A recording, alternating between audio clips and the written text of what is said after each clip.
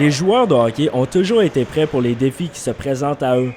Depuis les tout débuts du hockey professionnel en 1878, le sport a été reconnu comme étant un jeu physique et violent.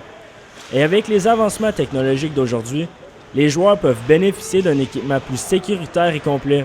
Cet équipement peut toutefois être une arme contre leurs adversaires. Avec la vitesse qu'on connaît des joueurs d'élite aujourd'hui, l'entraînement, la force, l'équipement, des coups salauds peuvent devenir très, très dangereux. Puis je pense que c'est un des aspects de l'évolution du hockey qu'on veut enrayer. Les mises en échec sont de plus en plus violentes, mais l'équipement y est pour beaucoup aussi.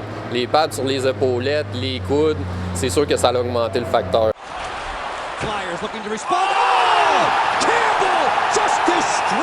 La robustesse dans le hockey a toujours été applaudie par les partisans de chaque équipe.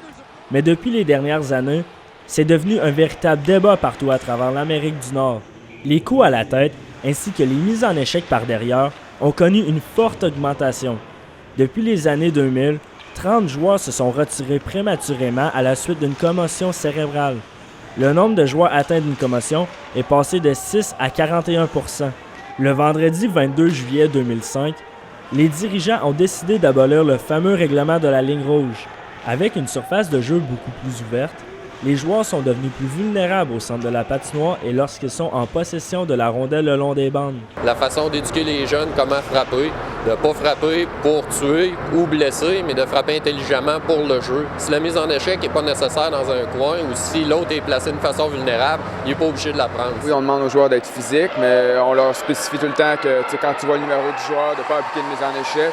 Puis de faire attention pour les coups à la tête, justement, là, pour la santé des joueurs, puis pas prendre des punitions stupides.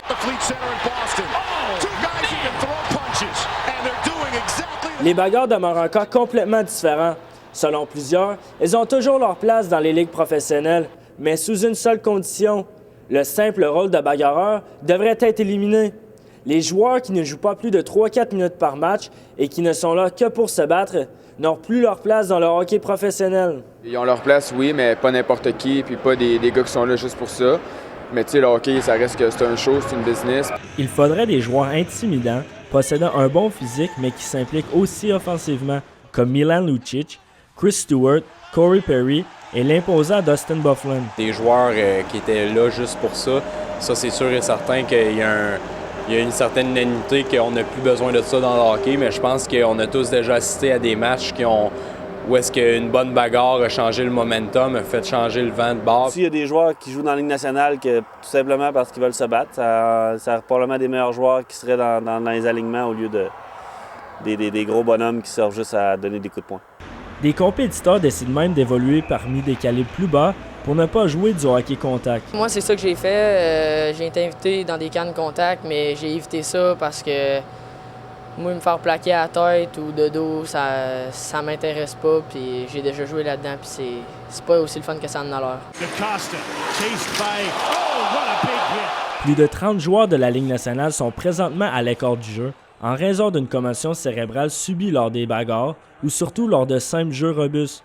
Plusieurs joueurs ont même dû mettre fin à leur carrière, dont Eric Lindros, Marc Savard et Keith Primeau. Le problème, dans le fond, est où la limite que oui, je peux le mettre en échec, puis non, ça n'a pas de bon sens. Pour n'importe quel parent comme Daniel Laliberté, l'avenir de leur enfant est essentiel. On est tous fiers de nos petits bonhommes, mais c'est sûr qu'il y a des gens qu'on essaie de mettre des gens compétents en arrière du banc et des soigneurs pour les surveiller, mais c'est sûr que je serais très, très nerveux et anxieux de voir l'état de mon enfant.